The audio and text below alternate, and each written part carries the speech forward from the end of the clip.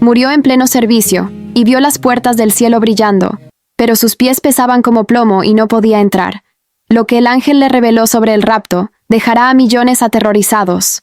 Era un domingo típico de julio en el barrio La Esperanza de San Salvador, cuando el aire acondicionado de la iglesia pentecostal, Puerta del Cielo, luchaba contra el calor sofocante que se colaba por las ventanas abiertas.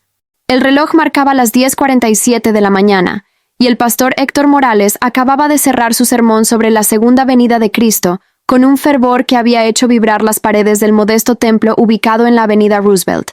La congregación de aproximadamente 120 personas se había puesto de pie para la oración final, con las manos levantadas y los ojos cerrados, cuando Elena Martínez de Campos, una mujer de 58 años conocida por todos como Doña Elena, sintió que algo dentro de su pecho se rompía como una cuerda tensada al máximo. El dolor fue instantáneo, brutal, como si un puño gigante le hubiera atravesado el esternón y estuviera exprimiendo su corazón con toda la fuerza posible. Elena, que estaba en la tercera fila como siempre, junto a su esposo Roberto, y rodeada por las hermanas del Ministerio de Damas que ella lideraba desde hacía 12 años, intentó llevarse la mano al pecho, pero sus brazos no respondieron. Sus rodillas se doblaron y antes de que pudiera emitir un solo sonido, su cuerpo de 62 kilos se desplomó hacia adelante, golpeando el respaldo del banco de madera barnizada que tenía enfrente. El ruido sordo del impacto cortó en seco los murmullos de oración. Roberto, un hombre de 63 años con el cabello completamente gris y manos callosas de albañil retirado, giró justo a tiempo para ver a su esposa cayendo de lado, con los ojos abiertos pero completamente en blanco, la boca entreabierta y un hilo de saliva escurriendo por la comisura de sus labios, pintados de un rosa pálido, que ella siempre usaba los domingos. El caos estalló en cuestión de segundos. Las hermanas Marta Rodríguez y Concepción Flores, que estaban junto a Elena, gritaron su nombre mientras intentaban sostenerla, pero el peso muerto de su cuerpo las hizo tambalearse. Roberto cayó de rodillas intentando acomodarla en el suelo del pasillo central, su voz quebrándose cuando repetía una y otra vez el nombre de su esposa con una desesperación que helaba la sangre. El pastor Héctor bajó corriendo del púlpito, su Biblia cayendo al suelo con las páginas abiertas, mientras gritaba que alguien llamara al 911. En la última fila, el joven diácono Carlos Hernández ya tenía el teléfono celular pegado a la oreja. Su voz temblorosa, mientras le daba la dirección exacta a la operadora de emergencias del sistema de salud salvadoreño. La cara de Elena había adoptado un tono grisáceo, sus labios comenzaban a tornarse azulados, y su respiración se había convertido en un sonido áspero, irregular, como el de alguien que se está ahogando en tierra firme. El pastor Héctor, que había tomado un curso básico de primeros auxilios el año anterior en un taller de la Asociación de Iglesias Evangélicas, colocó 2 dedos en el cuello de Elena buscando el pulso en la arteria carótida. Sus propias manos temblaban tanto que tuvo que intentarlo 2 veces. Cuando finalmente encontró la posición correcta, su rostro palideció. El pulso era errático, débil, como si el corazón de Elena estuviera tropezando consigo mismo. La esposa del pastor, doña Miriam, una enfermera retirada del Hospital Rosales, se abrió paso entre la multitud de congregantes que se habían agolpado alrededor del cuerpo caído de Elena. Con una autoridad nacida de 30 años de experiencia en salas de emergencia, ordenó a todos que se apartaran y le dieran espacio. Se arrodilló junto a Elena, evaluó rápidamente su condición y le gritó a su esposo que preparara el espacio porque iba a tener que hacer RCP si el corazón se detenía antes de que llegara la ambulancia. Pasaron 6 minutos eternos. 6 minutos en los que la respiración de Elena se volvió cada vez más superficial, más espaciada, hasta que finalmente se detuvo por completo. Doña Miriam no perdió un segundo. Inclinó la cabeza de Elena hacia atrás para abrir las vías respiratorias, verificó que no hubiera obstrucciones en la boca, y comenzó las compresiones torácicas con una precisión mecánica. Contaba en voz alta mientras empujaba el esternón de Elena hacia abajo con el peso de su cuerpo. 1, 2, 3, 4, 5. Cada 30 compresiones, se detenía para darle 2 respiraciones boca a boca. El sudor corría por su frente. Su blusa blanca de poliéster estaba empapada, pero sus manos no se detuvieron ni un solo segundo. Alrededor de ellas, la congregación había formado un círculo de oración. Algunos lloraban abiertamente, otros clamaban al cielo con voces quebradas, y varios hermanos habían caído de rodillas intercediendo con gemidos que no podían traducirse en palabras coherentes. Afuera, la sirena de la ambulancia del Hospital Nacional Rosales finalmente rasgó el aire del mediodía. Los paramédicos Luis Alfredo Ramírez y Jessica Paola Martínez irrumpieron en el templo empujando una camilla y cargando el equipo de emergencia con la eficiencia de quienes han visto esto cientos de veces. Luis, un hombre fornido de 32 años con el uniforme verde característico del sistema de emergencias médicas, evaluó la situación en menos de 3 segundos, mientras Jessica ya estaba conectando el monitor cardíaco portátil. Los electrodos adhesivos fueron colocados en el pecho de Elena con rapidez quirúrgica. La pantalla del monitor parpadeó, y luego mostró la línea que todos temían: fibrilación ventricular. El corazón de Elena no estaba latiendo, estaba temblando de manera caótica, incapaz de bombear sangre. Era una sentencia de muerte si no actuaban inmediatamente. Jessica cargó el desfibrilador mientras Luis le gritaba a todos que se alejaran. ¡Despejen! ¡Nadie toque a la paciente! El dispositivo emitió un pitido agudo cuando alcanzó la carga completa.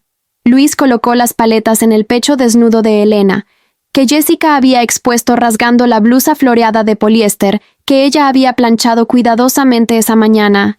¡Descarga! El cuerpo de Elena se arqueó violentamente cuando 300 julios de electricidad atravesaron su corazón. La línea en el monitor no cambió. Luis reinició inmediatamente las compresiones torácicas mientras Jessica preparaba una dosis de epinefrina. La jeringa penetró en la vía intravenosa que habían establecido en el brazo derecho de Elena en cuestión de segundos. Otra descarga. Nada. El reloj seguía corriendo. Ya habían pasado 8 minutos desde que el corazón de Elena había dejado de latir efectivamente. El cerebro puede sobrevivir entre 4 y 6 minutos sin oxígeno antes de sufrir daño permanente. Elena estaba en territorio peligroso. Roberto Campos observaba todo esto desde una distancia de 3 metros, retenido físicamente por el pastor Héctor y otros 2 hermanos que lo sujetaban de los brazos, porque había intentado lanzarse sobre el cuerpo de su esposa cuando vio la primera descarga eléctrica.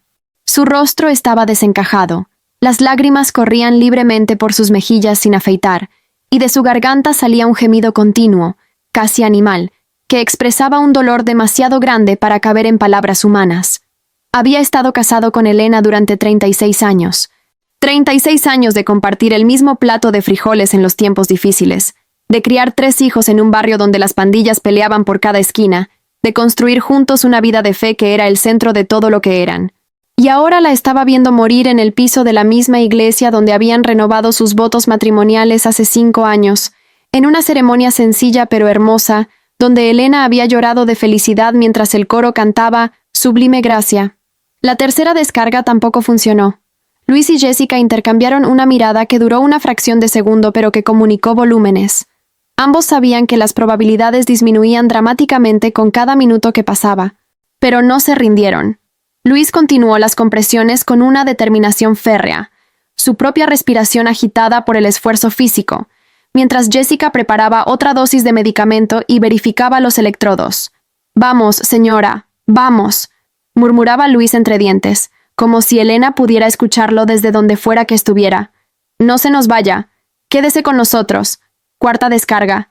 Esta vez, algo cambió en el monitor. La línea errática de la fibrilación ventricular dio un salto irregular, luego otro, y de repente se estableció en un patrón reconocible. Un latido, débil, irregular, pero un latido real.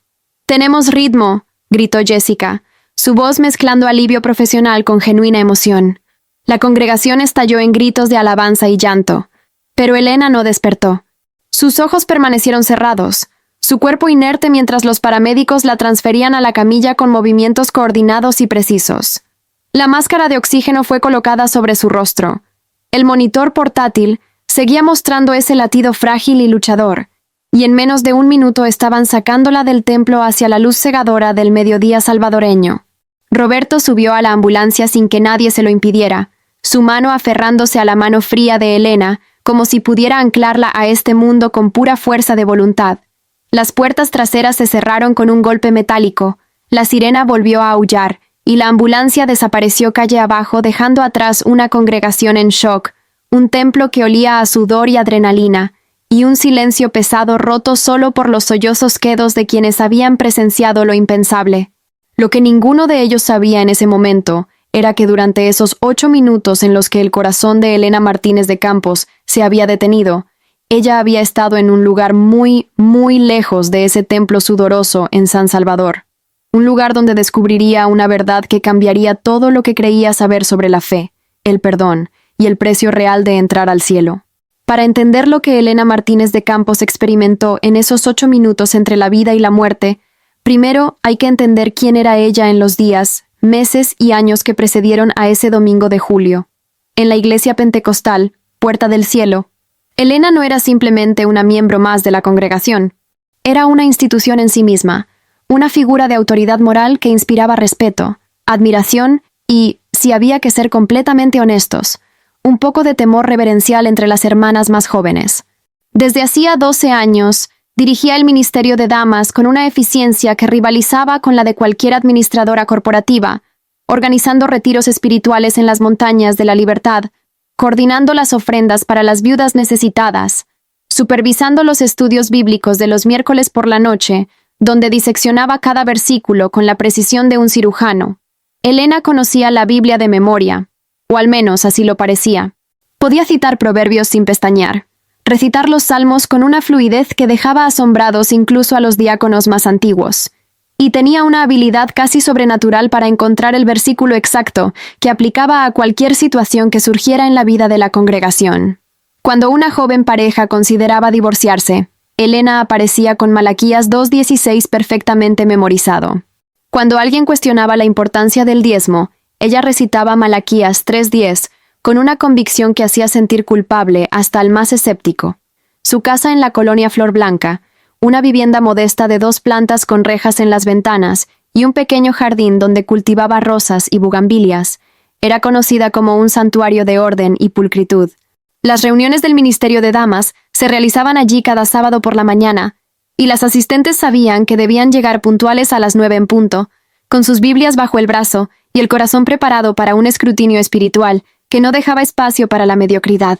Roberto, su esposo, había aprendido hacía mucho tiempo a navegar el perfeccionismo de Elena con una paciencia que rayaba en lo heroico. Él era el contrapunto perfecto para ella. Donde Elena era estructurada y demandante, Roberto era relajado y complaciente. Donde ella veía el mundo en términos de correcto e incorrecto sin matices de gris, él encontraba espacio para la misericordia y la comprensión humana. Habían criado 3 hijos juntos: Marco Antonio, el mayor, que ahora tenía 34 años y trabajaba como contador en una firma mediana en San Salvador; Claudia Beatriz, de 31 años, enfermera en el hospital de maternidad, que había heredado la compasión de su padre, pero también la determinación de su madre; y el menor, José Roberto, de 28 años, ingeniero civil que había conseguido trabajo en una constructora que edificaba complejos habitacionales en las afueras de la capital. Los 3 habían crecido bajo la sombra de la fe inquebrantable de Elena, asistiendo a la iglesia 3 veces por semana sin falta, memorizando versículos bíblicos como parte de su rutina diaria, aprendiendo desde pequeños que el favor de Dios se ganaba con obediencia, disciplina y una rectitud moral que no admitía desviaciones. Pero si había algo que había puesto a prueba el cristianismo impecable de Elena, ese algo tenía nombre y apellido: Patricia Melisa Vázquez de Campos. La esposa de Marco Antonio había entrado a la familia Campos hace 6 años, y desde el primer momento Elena había sentido que algo no encajaba. Patricia era todo lo que Elena no era: espontánea, ruidosa, con un sentido del humor irreverente que a veces bordeaba lo inapropiado, y una manera de vestir que Elena consideraba demasiado moderna para una mujer casada y madre de 2 niños. Los pantalones ajustados, las blusas sin mangas que mostraban los hombros, el maquillaje quizás un poco más dramático de lo necesario, y esa risa estridente que llenaba cualquier habitación donde Patricia entrara. Marco Antonio la amaba con una devoción que era evidente para cualquiera que los viera juntos, pero Elena no podía evitar sentir que su hijo se había casado por debajo de sus posibilidades, que Patricia lo había atrapado con su juventud y su físico, cuando él debería haber buscado una mujer más seria, más espiritual, más como Elena misma había sido a los 23 años. El conflicto había comenzado de manera sutil, pequeñas críticas disfrazadas de preocupación maternal. «Mija, ¿no crees que ese vestido es un poco corto para llevar a la iglesia? Patricia, los niños no deberían estar viendo esas caricaturas. Tienen contenido que no es apropiado para cristianos». ¿Le vas a dar refresco a Sebastián? Ya sabes que el azúcar no es bueno para los niños. Cada comentario era técnicamente razonable, expresado con un tono de voz suave y una sonrisa que no llegaba completamente a los ojos de Elena. Pero Patricia no era tonta. Después de 3 años de matrimonio y cientos de estos pequeños pinchazos, la tensión había llegado a un punto de ebullición durante la celebración del cumpleaños número 5 de Sebastián, el hijo mayor de Marco y Patricia. Elena había organizado toda la fiesta en su casa sin consultarle a Patricia, escogiendo el menú, la decoración, incluso la lista de invitados. Cuando Patricia sugirió tímidamente que quizás hubiera sido bonito hacer la fiesta en el parque cerca de su apartamento, Elena respondió con una sonrisa helada. «Ay, mija, yo solo quería ayudar. Sé que ustedes tienen mucho trabajo y no siempre tienen tiempo para estas cosas». La gota que derramó el vaso llegó 8 meses antes del infarto de Elena, durante un almuerzo familiar dominical que se había convertido en una tradición casi sagrada en la familia Campos. Patricia había preparado pupusas, el platillo salvadoreño por excelencia, rellenas de queso con loroco y chicharrón, acompañadas de curtido de repollo y salsa de tomate casera.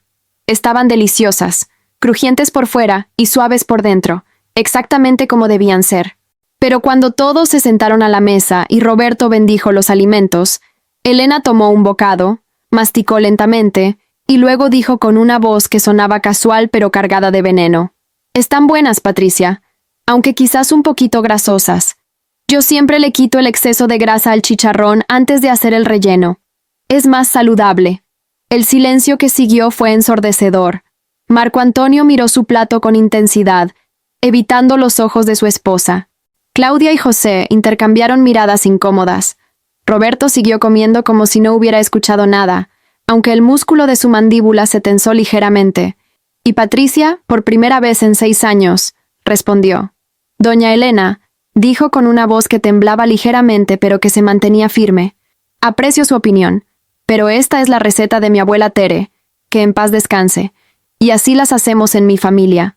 Si están muy grasosas para usted, con todo respeto, puede dejar de comerlas».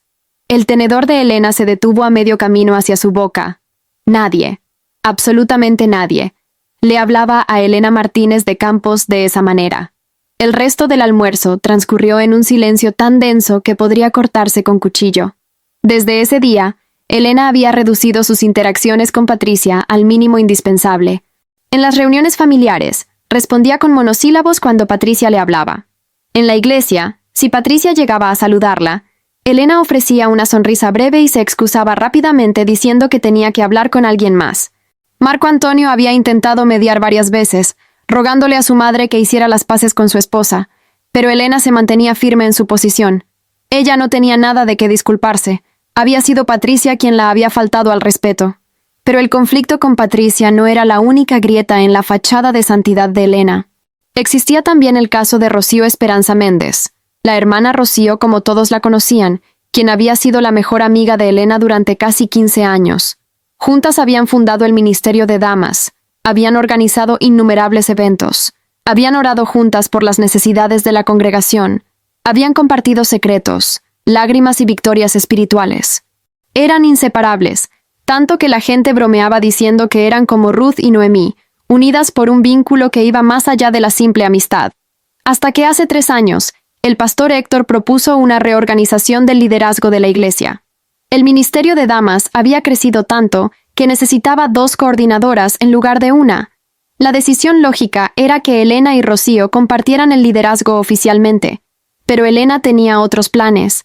Durante una reunión privada con el pastor, Elena argumentó apasionadamente que la estructura de liderazgo compartido podía crear confusión, que era mejor mantener una cadena de mando clara, que ella había sido quien había llevado el ministerio hasta donde estaba y que introducir un cambio ahora podría desestabilizar todo. Lo que no dijo, pero que vibraba en cada palabra, era que no estaba dispuesta a compartir el reconocimiento y la autoridad que había construido durante años. El pastor Héctor, queriendo evitar conflictos, decidió mantener a Elena como única coordinadora, nombrando a Rocío como su asistente. Rocío aceptó la decisión con gracia públicamente, pero en privado, en una conversación que creía confidencial con otra hermana de la iglesia, expresó su dolor y decepción. 15 años trabajando juntas, había dicho Rocío con lágrimas en los ojos, y Elena no pudo ni siquiera defenderme ante el pastor. Ella sabe que yo merezco ese reconocimiento tanto como ella. Esas palabras, inevitablemente, llegaron a oídos de Elena. Y en lugar de buscar a su amiga para aclarar el malentendido, Elena sintió que Rocío la había traicionado, que había hablado a sus espaldas, que había cuestionado su liderazgo. La amistad se enfrió de la noche a la mañana. Elena comenzó a excluir a Rocío de decisiones importantes del ministerio, a organizar reuniones sin invitarla, a responder sus mensajes de WhatsApp con respuestas cortas y formales que dejaban claro que la intimidad que habían compartido había terminado. Rocío intentó arreglar las cosas varias veces, pero cada intento fue recibido con una cortesía helada que dolía más que cualquier insulto directo. Eventualmente, Rocío dejó de intentarlo. Seguían trabajando juntas en el ministerio porque ambas amaban a Dios y a la congregación, pero la calidez, la risa, la conexión profunda que había existido entre ellas se había evaporado, reemplazada por una distancia profesional que engañaba a quienes no conocían la historia completa. Y Elena, en el silencio de su corazón, guardaba esa herida como una medalla de honor, convencida de que Rocío era quien debía disculparse, de que ella era la víctima en esta historia, de que su dolor estaba justificado y su rencor era completamente razonable. Después de todo, ¿no era cierto que la Biblia decía que debíamos guardar nuestros corazones por encima de todas las cosas? Elena había guardado el suyo tan celosamente que ni siquiera se daba cuenta de que lo que estaba protegiendo ya no era su corazón, sino su orgullo disfrazado de rectitud. El primer pensamiento consciente que Elena tuvo después de que su corazón dejara de latir fue la ausencia de dolor. El puño gigante que había estado exprimiendo su pecho había desaparecido, y en su lugar había una sensación de ligereza tan profunda que por un momento se preguntó si estaba flotando. Pero no estaba flotando. Estaba de pie, completamente vertical, con sus pies descalzos tocando algo que parecía tierra, pero que no se sentía exactamente como tierra. La textura era extraña, como arena compactada pero sin la aspereza de los granos individuales, más bien como una superficie lisa y polvorienta que cedía ligeramente bajo su peso. Elena parpadeó varias veces, intentando que sus ojos se ajustaran a la luz que la rodeaba, aunque no podía identificar de dónde provenía esa luz. No había sol visible en el cielo, no había lámparas ni fuentes de iluminación evidentes, y sin embargo todo estaba bañado en una luminosidad difusa y grisácea que hacía que fuera imposible distinguir si era de día o de noche, si estaba en un espacio interior o exterior. Lentamente, Elena giró sobre sí misma, tratando de comprender dónde estaba. El paisaje que la rodeaba era vasto, infinito, extendiéndose en todas direcciones hasta perderse en una neblina que difuminaba el horizonte. Era un desierto, pero no como los desiertos que Elena había visto en documentales del Sahara o incluso en las zonas áridas del interior de El Salvador. Este desierto no tenía dunas majestuosas ni formaciones rocosas interesantes. Era simplemente plano, monótono, cubierto por esa misma tierra polvorienta color ceniza que se extendía interminablemente.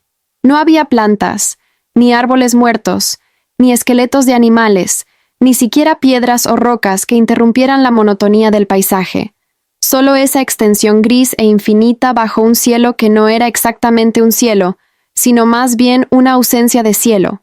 Un vacío color humo que no mostraba nubes ni estrellas ni nada que indicara profundidad o distancia. El silencio era absoluto y ensordecedor. Elena no podía escuchar el latido de su propio corazón, lo cual tenía sentido dado que su corazón había dejado de latir, pero tampoco podía escuchar su respiración, el roce de su ropa, el crujido de sus pasos sobre la tierra. Era como si el sonido mismo no existiera en este lugar. El pánico comenzó como una semilla pequeña en el centro de su pecho y creció rápidamente hasta convertirse en una enredadera que amenazaba con ahogarla. Elena intentó gritar, pero ningún sonido salió de su garganta. Intentó correr, pero sus piernas no querían obedecer completamente, moviéndose con una lentitud extraña como si estuviera caminando bajo el agua. ¿Dónde estoy?, pensó Elena, y la pregunta resonó en su mente con una claridad cristalina, incluso cuando sus labios no podían formar las palabras. ¿Qué me pasó? ¿Estoy muerta? La palabra muerta provocó una oleada de terror tan intensa que Elena sintió que su mente iba a quebrarse. Pero entonces, justo cuando creía que iba a colapsar bajo el peso de ese miedo paralizante, vio algo en la distancia. Una luz. No la luz difusa y grisácea que iluminaba el desierto, sino una luz brillante, dorada, cálida, que pulsaba con vida propia en el horizonte. Elena entrecerró los ojos, tratando de enfocar, y lo que vio le robó el aliento que ya no tenía. Era una ciudad. No, era la ciudad, con C mayúscula, porque ninguna ciudad terrenal podría brillar de esa manera. Las estructuras se elevaban hacia el cielo como torres de luz solidificada, y aunque Elena no podía distinguir detalles específicos debido a la distancia, podía ver que las paredes resplandecían con un brillo que parecía venir desde dentro, como si estuvieran hechas de cristal fundido, mezclado con oro puro. Era exactamente como las descripciones de la Nueva Jerusalén que Elena había leído cientos de veces en el libro de Apocalipsis, capítulo 21. Las puertas masivas que podía vislumbrar incluso desde esta distancia parecían talladas en perlas gigantescas, y sobre las murallas había una luz que no era luz solar, sino algo más puro, más intenso, más real que cualquier luz que hubiera existido jamás en la tierra. Elena sintió que su corazón inexistente daba un salto de alegría pura y sin adulterar. El cielo, pensó con una emoción tan poderosa que casi la hizo caer de rodillas. Estoy cerca del cielo. Dios mío, llegué. Lo logré. Sin pensarlo dos veces, Elena comenzó a correr hacia la ciudad. Sus pies descalzos golpeaban la tierra polvorienta, sus brazos bombeaban a los lados. Su vestido floreado ondeaba detrás de ella mientras se lanzaba hacia adelante con toda la determinación que había caracterizado cada momento de su vida. La ciudad estaba allí, brillando gloriosamente en el horizonte, llamándola, prometiéndole descanso eterno y comunión perfecta con su Salvador. Elena había esperado este momento toda su vida. 58 años de levantarse temprano para orar, de leer la Biblia incluso cuando estaba cansada, de liderar el ministerio de damas con excelencia, de mantener su casa en orden, de criar hijos temerosos de Dios, de diezmar fielmente incluso en los meses cuando el dinero apenas alcanzaba. Todo había sido para esto, para llegar a las puertas de esa ciudad y escuchar las palabras que anhelaba más que nada en el mundo. Bien, buena sierva y fiel, entra en el gozo de tu Señor. Corrió con todas sus fuerzas, sus ojos fijos en la luz dorada, su mente ya imaginando el momento en que cruzaría esas puertas de perla y vería por fin el rostro de Jesús. Pero algo estaba mal. Elena había estado corriendo durante lo que sentía como varios minutos, sus piernas moviéndose con una determinación frenética, y sin embargo la ciudad no parecía estar más cerca. La distancia entre ella y las murallas brillantes permanecía exactamente igual, como si estuviera corriendo sobre una cinta sin fin que la mantenía perpetuamente en el mismo lugar. Elena corrió más rápido, empujando su cuerpo más allá de lo que hubiera sido físicamente posible cuando estaba viva, pero el resultado fue el mismo. La ciudad permanecía allí, tantalizadoramente visible pero imposiblemente inalcanzable. La confusión se mezcló con el pánico. ¿Por qué no puedo llegar?, pensó Elena, su mente dando vueltas frenéticamente buscando una explicación. ¿Qué está pasando? Siguió corriendo, negándose a rendirse, pero con cada paso que daba, una sensación de peso comenzaba a acumularse en sus extremidades. Sus piernas, que al principio se habían sentido ligeras, casi etéreas, ahora empezaban a sentirse pesadas, muy pesadas. Elena miró hacia abajo mientras seguía corriendo, y lo que vio hizo que su sangre inexistente se congelara. Sus pies, que habían estado descalzos y limpios momentos antes, ahora parecían estar hundiéndose en la tierra polvorienta. No literalmente hundiéndose como si estuviera en arenas movedizas, sino que la tierra misma parecía estar adhiriéndose a su piel, trepando por sus tobillos como una sustancia viscosa. Era del mismo color gris ceniza que el suelo del desierto, pero tenía una cualidad pegajosa, casi orgánica, que hacía que sus pasos fueran cada vez más laboriosos. Elena intentó sacudirse esa sustancia, frotando un pie contra el otro mientras trataba de mantener el equilibrio, pero fue inútil. La sustancia gris se aferraba a ella con una tenacidad que desafiaba toda lógica. Y lo peor de todo era el peso. Con cada segundo que pasaba, sus piernas se sentían más y más pesadas, como si estuvieran hechas de plomo fundido. Los músculos de sus pantorrillas gritaban con un dolor que no debería ser posible en un cuerpo que técnicamente estaba muerto. Sus muslos temblaban con el esfuerzo de seguir moviendo las piernas hacia adelante. Finalmente, después de lo que pareció una eternidad de luchar contra ese peso imposible, Elena se detuvo. Ya no podía continuar. Sus piernas simplemente se negaron a moverse un solo paso más. Se quedó allí parada, jadeando sin realmente respirar, mirando fijamente la ciudad celestial que brillaba a lo lejos. tan cerca que sentía que podría tocarla si tan solo pudiera levantar su brazo lo suficiente, pero tan lejana como si estuviera al otro lado del universo. Las lágrimas comenzaron a rodar por sus mejillas, lágrimas calientes y amargas que no tenían explicación porque los muertos no debían poder llorar. «Por favor», susurró Elena, aunque su voz seguía sin producir sonido audible. «Por favor, déjame entrar. He servido a Dios toda mi vida. He sido fiel. He guardado los mandamientos. He dirigido el ministerio. He leído mi Biblia todos los días. Por favor». Pero la ciudad no respondió. Las puertas permanecieron cerradas, y el peso en sus piernas continuó aumentando, anclándola al suelo gris de ese desierto intermedio. Elena cayó de rodillas, incapaz de sostenerse más tiempo en pie. El impacto debería haber dolido, pero en cambio solo sintió más de ese peso terrible que la aplastaba. Miró sus manos, que había presionado contra la tierra polvorienta para evitar caer completamente, y un grito silencioso surgió de su garganta. Sus manos que había usado para pasar las páginas de su Biblia, para levantar en adoración durante los servicios, para preparar comidas para las familias necesitadas de la congregación, estaban cubiertas de la misma sustancia gris. Pero ahora que la veía de cerca, Elena podía distinguir que no era simplemente gris.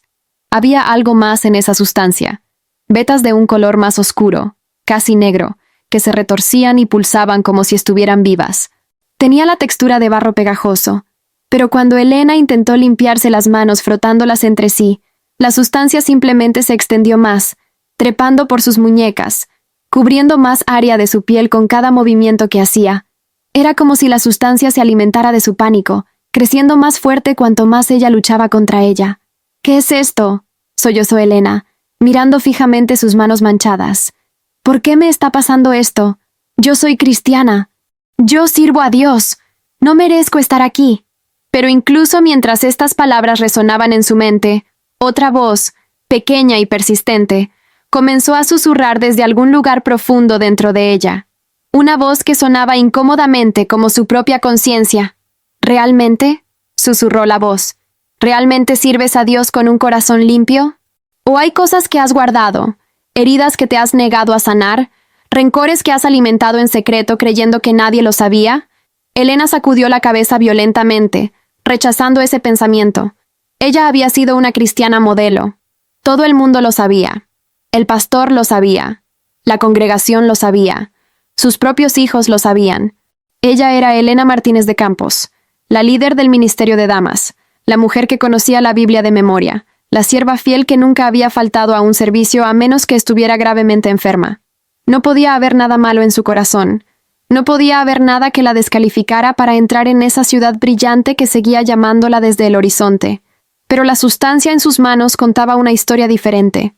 Y mientras Elena permanecía allí arrodillada en ese desierto gris, con sus pies anclados al suelo por un peso que no podía entender y sus manos manchadas con algo que no podía nombrar, comenzó a darse cuenta con un horror creciente de que quizás, solo quizás, había algo en su vida que había estado ignorando.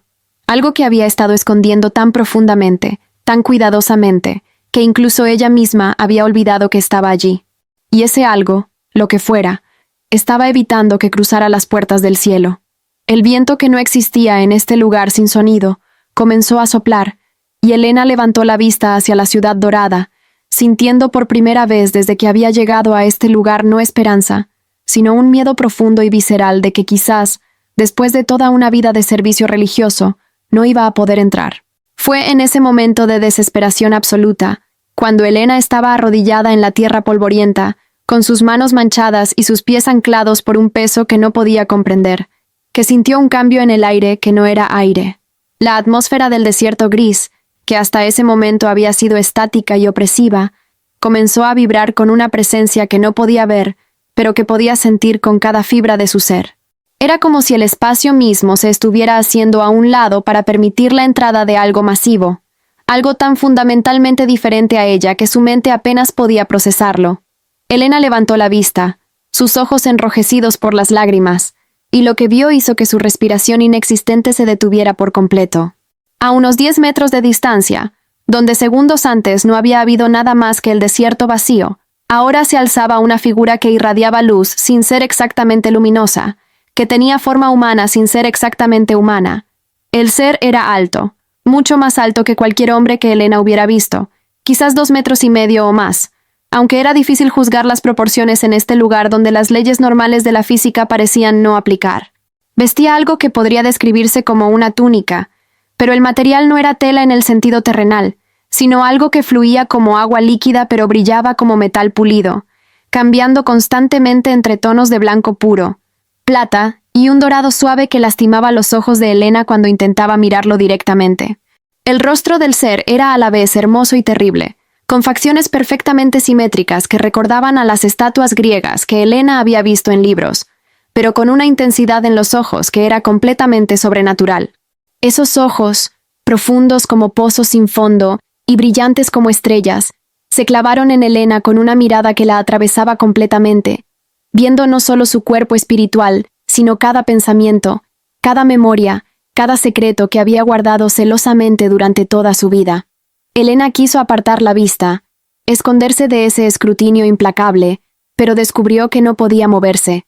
Estaba paralizada, no por miedo aunque el miedo estaba presente, sino por algo más profundo, una reverencia instintiva ante algo sagrado. El ángel, porque Elena supo instintivamente que eso era lo que estaba viendo, no habló con palabras audibles. En cambio, su voz resonó directamente en la mente de Elena, clara como el cristal, y con un timbre que era imposible de describir con vocabulario humano, una mezcla de campanas de iglesia y truenos distantes, y el sonido que hace el viento cuando pasa a través de un cañón montañoso.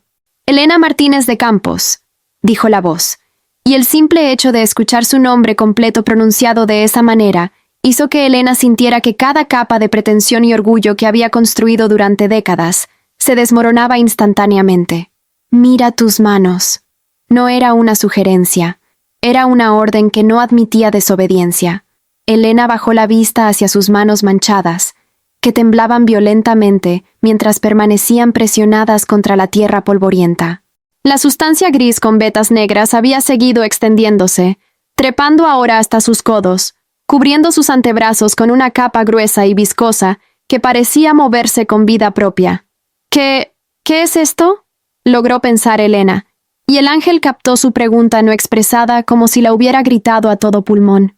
«Es lo que has estado cargando», respondió el ángel, su voz carente de emoción, pero de alguna manera más devastadora por esa misma falta de juicio. «Es el peso de lo que te negaste a soltar. Mírate bien, hija de Adán. Esa sustancia que cubre tus manos y que ancla tus pies a esta tierra no es barro ni ceniza. Es algo mucho más peligroso, mucho más destructivo. Es rencor solidificado. Es amargura que has alimentado en secreto durante años, permitiendo que creciera en las sombras de tu corazón mientras mostrábamos al mundo una cara de santidad».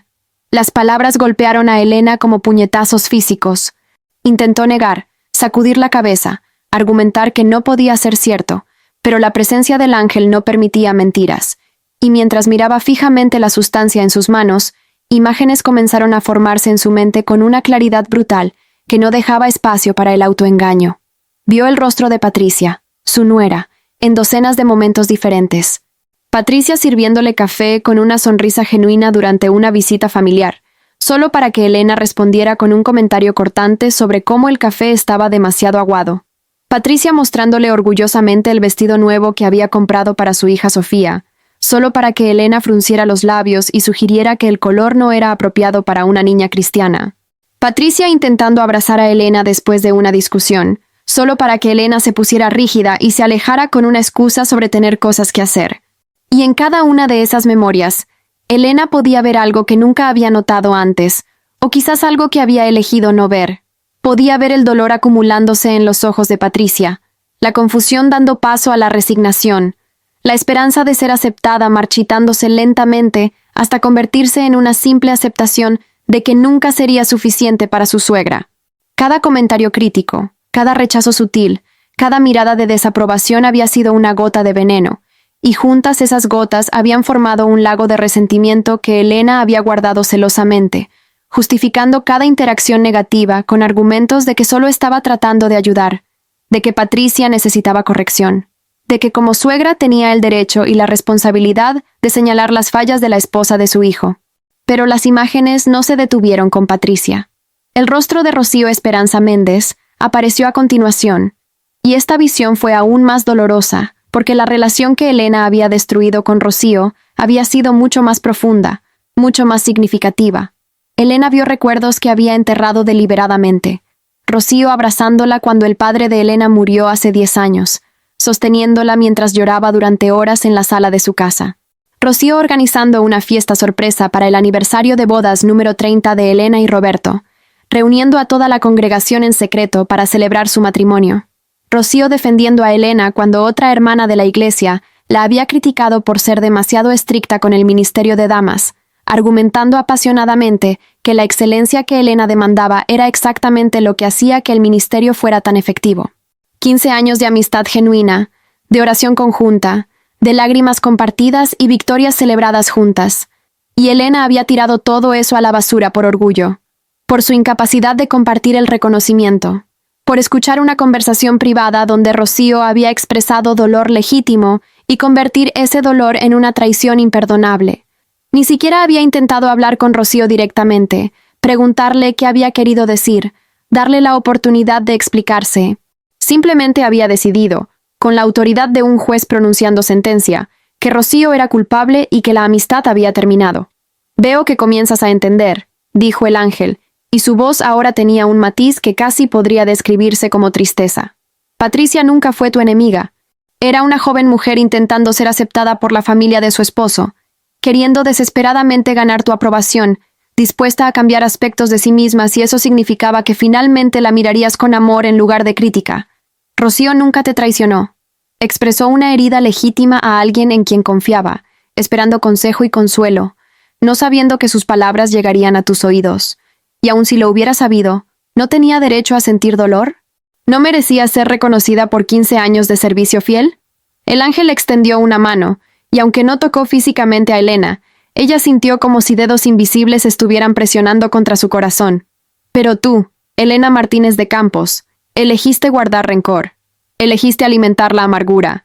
Y lo más trágico de todo es que lo hiciste mientras te parabas detrás de un púlpito cada miércoles enseñando a otras mujeres sobre el amor de Cristo y el poder del perdón. Memorizaste Efesios 4:32.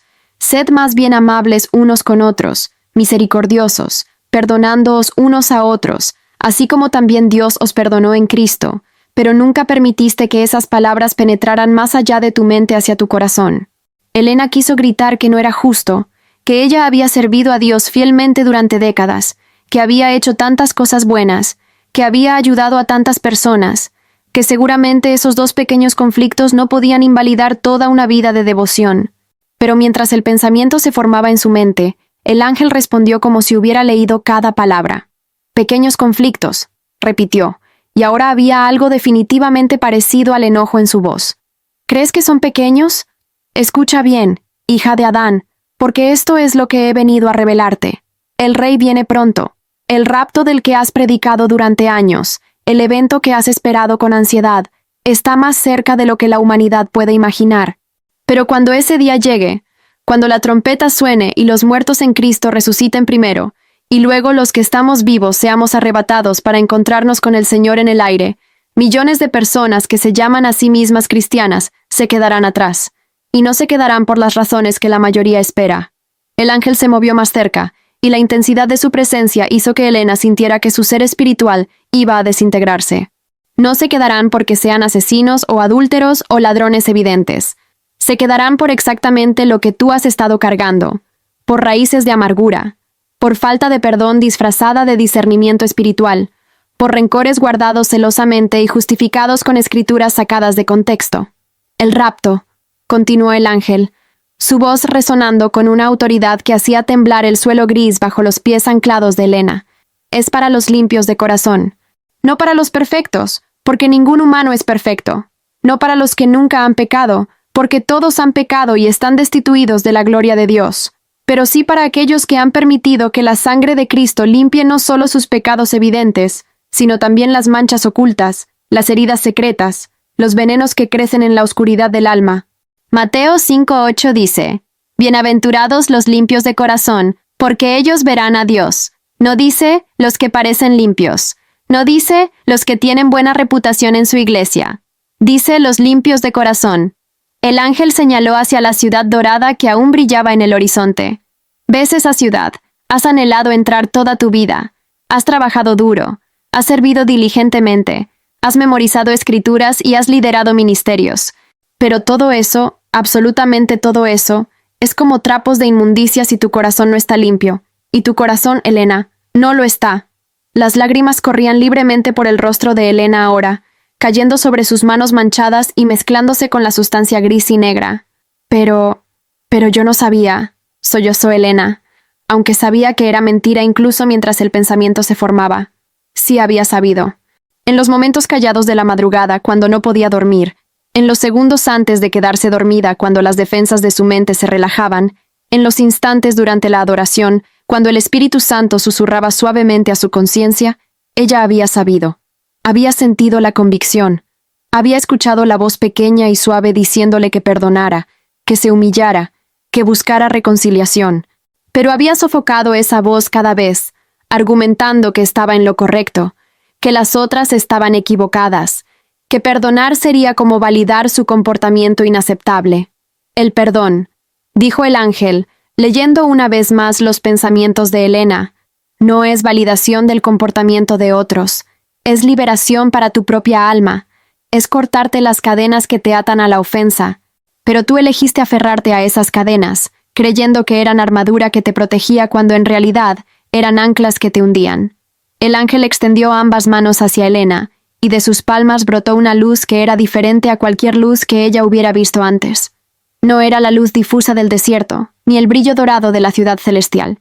Era una luz que de alguna manera era líquida y sólida al mismo tiempo, roja como la sangre pero pura como el cristal, y cuando esa luz tocó las manos manchadas de Elena, la sustancia gris y negra comenzó a retroceder, disolviéndose como hielo bajo agua caliente.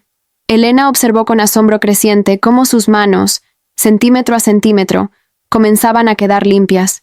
«Esta es la sangre de Cristo», dijo el ángel con reverencia. «Tiene poder para limpiar toda mancha, toda impureza, todo rencor.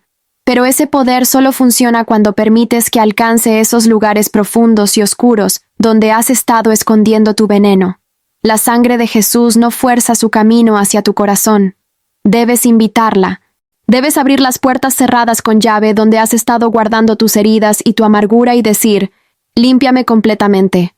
Demasiados cristianos quieren ser limpiados solo de los pecados que otros pueden ver, pero se niegan a entregar los pecados secretos del corazón. Y esos son los que se quedarán cuando venga el novio. Elena sintió que sus pies comenzaban a aligerarse. El peso terrible que la había anclado al suelo estaba disminuyendo gradualmente mientras la luz del ángel seguía disolviendo la sustancia en sus manos. «Te estoy mostrando esto», dijo el ángel, «porque aún no es tu tiempo de quedarte aquí. Se te está dando una oportunidad que pocos reciben, la oportunidad de regresar y arreglar lo que has roto. Pero debes entender la urgencia. El tiempo se acaba. El rey viene pronto. Y cuando venga, será demasiado tarde para limpiar tu corazón. La puerta se cerrará, y muchos que creían estar listos se encontrarán afuera en la oscuridad, golpeando desesperadamente, gritando, «Señor, Señor», solo para escuchar las palabras más terribles que un alma puede oír. «Nunca os conocí. Apartaos de mí, obreros de iniquidad». El ángel comenzó a desvanecerse, su presencia retrocediendo como una marea, pero su voz final resonó en la mente de Elena con la fuerza de un decreto divino. «Vuelve, Elena. Perdona. Reconcíliate. Limpia tu corazón antes de que sea eternamente demasiado tarde. Y advierte a otros. Muchos creyentes están cargando el mismo veneno que tú, inconscientes de que los está descalificando para el rapto. Diles. El tiempo es corto». Elena abrió los ojos con una violencia que asustó al paramédico Luis Alfredo Ramírez, quien en ese preciso momento estaba monitoreando sus signos vitales en la parte trasera de la ambulancia, que aceleraba por la avenida Roosevelt hacia el Hospital Nacional Rosales. El grito que salió de su garganta fue tan fuerte y tan desgarrador que Jessica Paola Martínez, quien conducía la ambulancia, casi pierde el control del vehículo. No fue un despertar gradual. No fue el regreso lento y confuso que normalmente caracteriza a los pacientes que han estado al borde de la muerte. Elena se incorporó bruscamente en la camilla, arrancándose la máscara de oxígeno del rostro con tanta fuerza que rompió la banda elástica.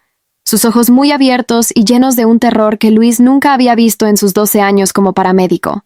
«Tengo que perdonar», gritó Elena, su voz ronca y desesperada, sus manos aferrándose a la camisa verde del uniforme de Luis, con una fuerza sorprendente para alguien que había estado clínicamente muerta hace apenas minutos. «Tengo que perdonar ahora. No hay tiempo. Él viene pronto. Dios mío, tengo que perdonar». Luis intentó calmarla, presionando suavemente sus hombros hacia abajo, explicándole con voz profesional pero preocupada que acababa de sufrir un infarto masivo, que necesitaba permanecer acostada, que su corazón aún estaba muy débil y que cualquier agitación podría causar otro episodio. Pero Elena no escuchaba. Sus ojos buscaban frenéticamente alrededor de la ambulancia hasta que encontraron a Roberto, quien estaba sentado en el pequeño asiento lateral, su rostro aún pálido del shock, sus mejillas surcadas por lágrimas que no había terminado de secar.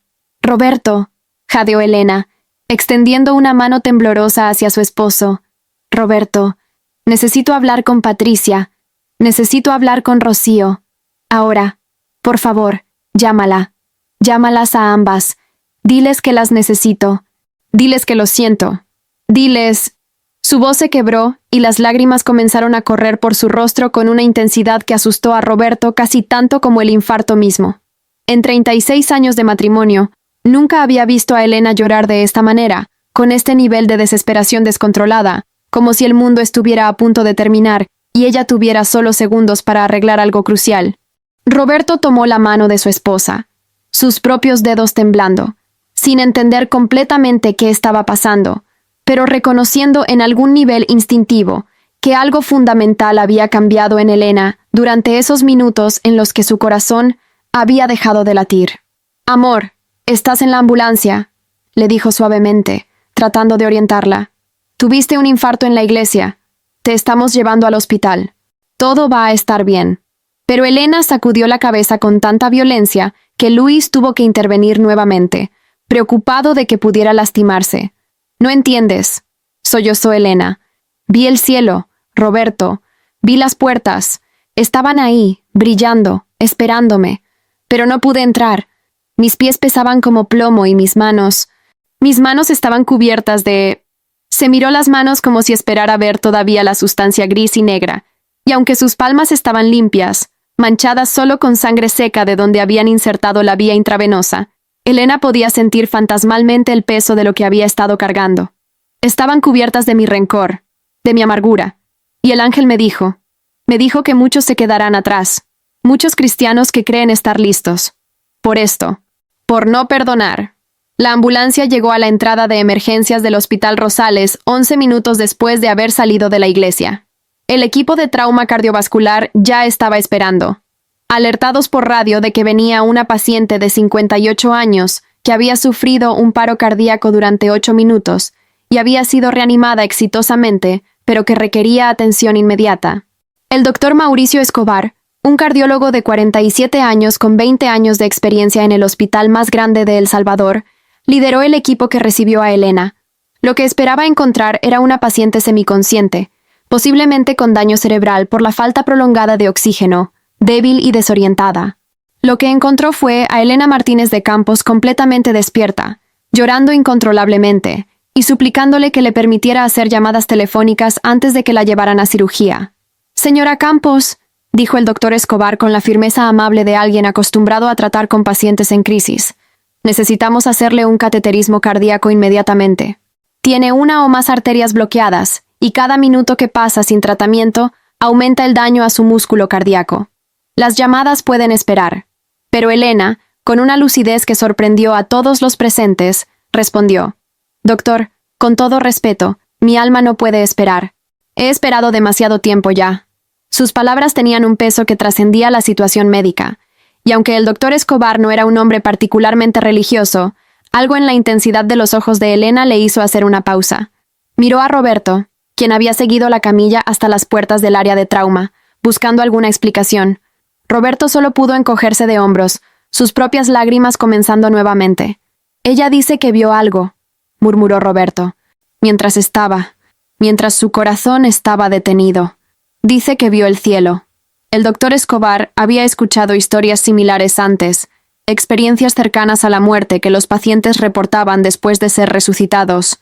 Y aunque la ciencia tenía explicaciones sobre actividad cerebral y liberación de neurotransmisores, también había aprendido durante su larga carrera a no descartar completamente lo que los pacientes afirmaban haber experimentado. Bueno, está bien, dijo finalmente, tomando una decisión que iba contra el protocolo pero que de alguna manera sentía que era correcta. Le doy 5 minutos para hacer sus llamadas, mientras preparamos la sala de cateterismo. 5 minutos, señora Campos, ni uno más.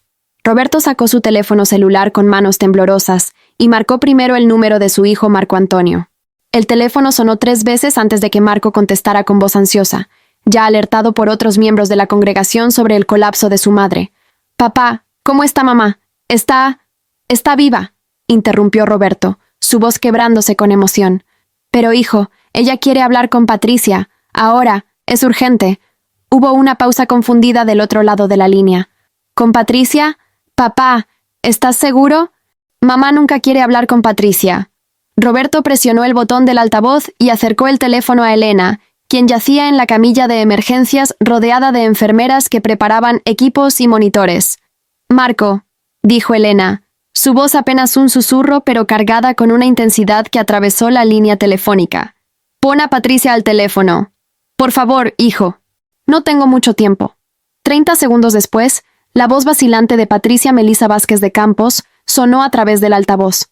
«¿Doña Elena?», preguntó, su tono mezclando confusión con preocupación. Elena cerró los ojos, las lágrimas corriendo por las comisuras y empapando la almohada delgada del hospital.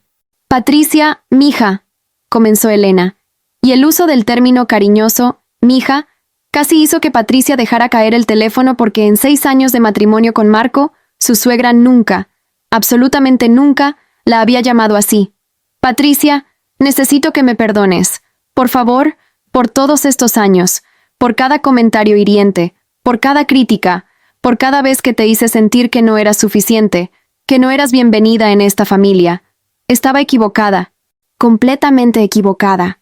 Tú eres una buena esposa para mi hijo, una buena madre para mis nietos, y yo te he tratado como si fueras mi enemiga cuando deberías haber sido mi hija». Las palabras salían atropelladamente ahora, como si Elena temiera que se le acabara el tiempo antes de poder decir todo lo que necesitaba decir. «Vi algo, Patricia. Vi lo que mi rencor había hecho. Vi cómo estaba envenenando mi alma. Y vi que si no te pedía perdón, si no limpiaba mi corazón, me quedaría fuera cuando Cristo venga. Y no puedo dejar que eso pase». Del otro lado de la línea, Patricia Melisa estaba llorando. Marco Antonio, quien había tomado el teléfono de su esposa porque ella ya no podía sostenerlo con manos temblorosas, tenía su propio rostro empapado de lágrimas. «Mamá», dijo Patricia con voz entrecortada, «no hay nada que perdonar. Yo siempre quise que me aceptaras. Siempre traté de ser buena suficiente para ti. Eras más que buena suficiente», interrumpió Elena con fiereza. «Yo era quien no era suficiente. Mi orgullo, mi necesidad de controlar todo, mi incapacidad de ver el regalo que Dios me había dado en ti. Mija, ¿me perdonas? Por favor, dime que me perdonas». Patricia no dudó ni un segundo. «Te perdono, doña Elena.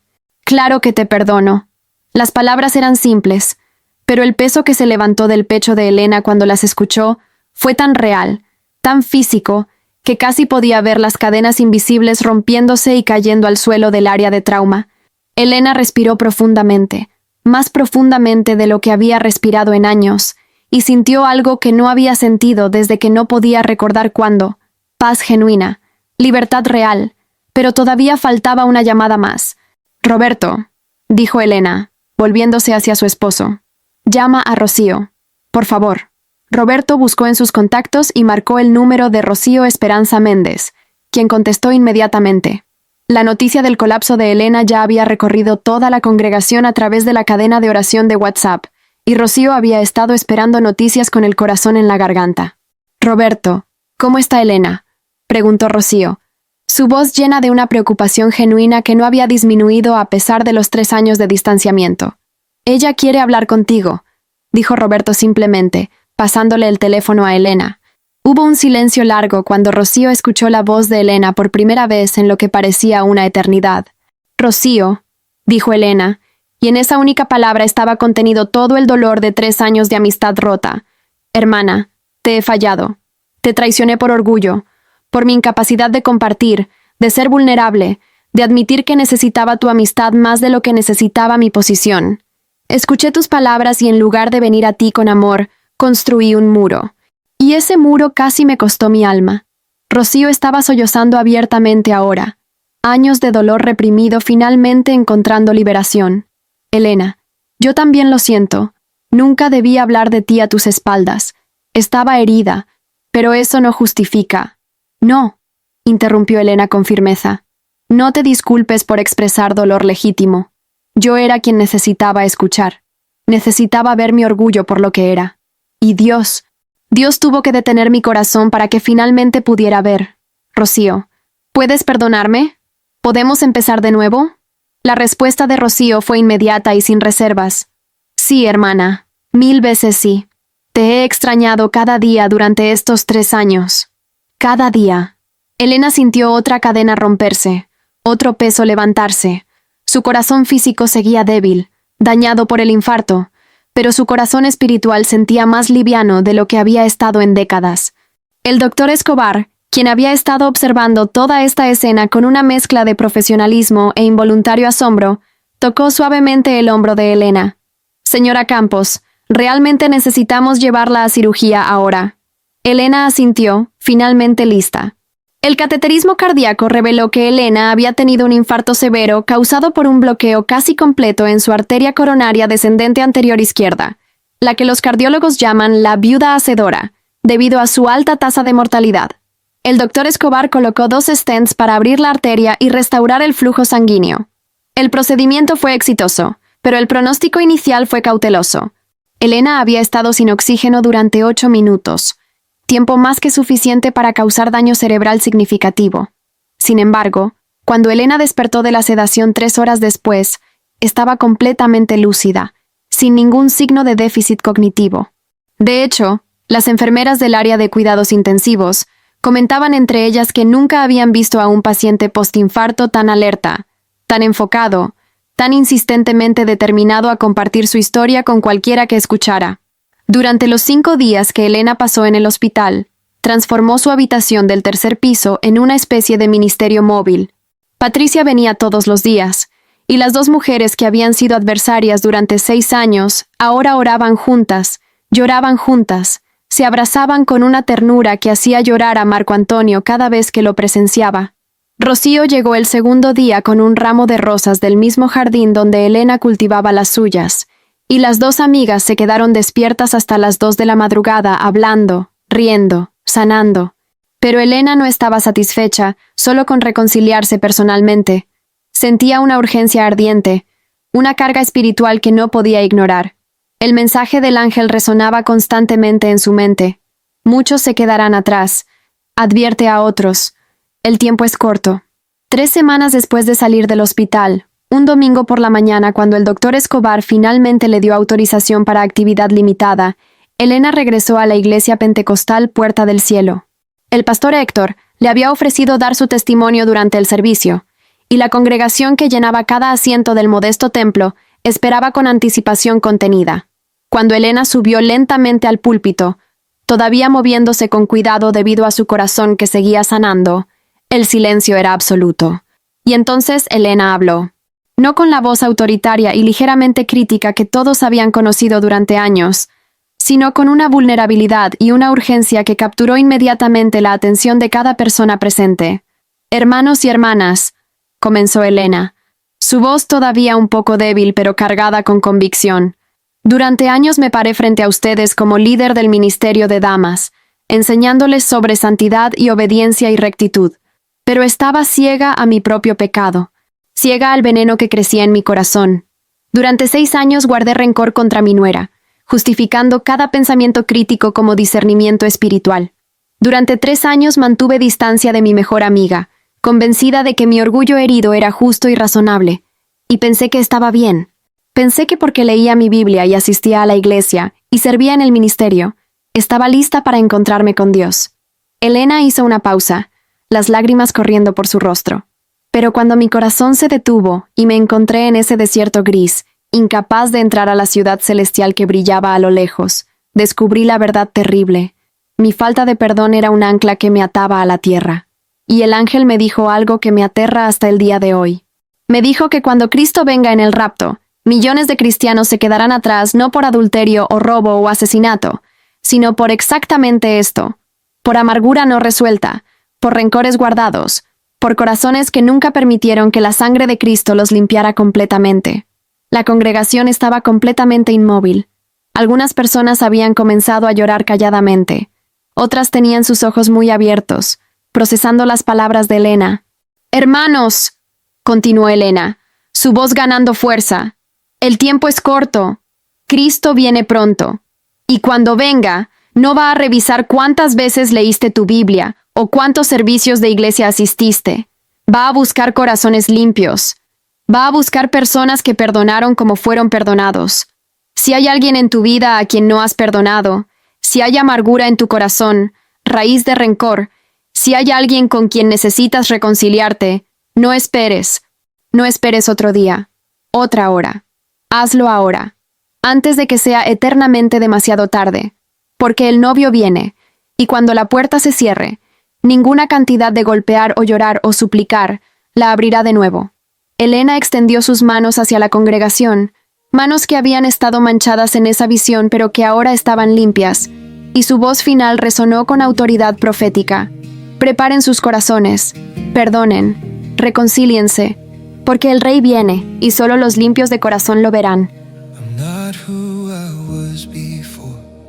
I'm not where I dreamed I'd be.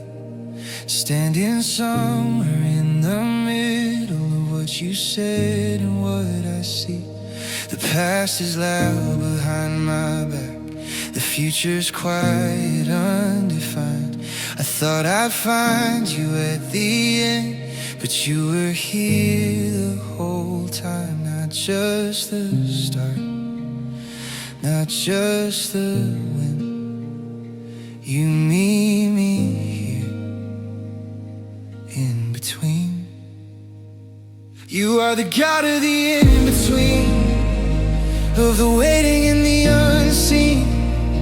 When the answer hasn't come and the journey's just begun, you're the God of the in-between, of the healing and the hurting. I don't have to rush ahead. You are present where I stand. I try to label every face, call delay a sign of doubt, but you're not anxious with my pace. You don't need it figured out. You work in silence, shape unseen. You breathe life where I can't feel. I thought you'd meet me at the end, but you walk with me through the middle. Oh, I don't skip this part of grace. You are here in every space. You are the God of the in-between, of the waiting and the unseen. When the answer hasn't come and the journey's just begun, you're the God of the in-between, of the healing and the hurting. I don't have to rush ahead. You are present where I stand. If I never leave this place, you're still faithful, still the same. Not just future, not just past. You are here and that will last. I don't need the final view to believe in what you do. Every step is holy ground when you're walking with me now.